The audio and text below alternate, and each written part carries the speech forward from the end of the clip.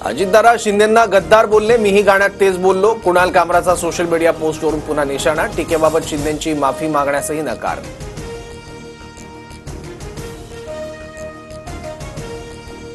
विरोधी पक्षात असताना शिंदेंवर केलेले गद्दारीचे आरोप योग्य. अजित पवारांचं भुवया उंचावणारं विधान. गद्दारी हा शब्द विरोधी पक्षनेता असल्यानं वापरल्याचा दावा.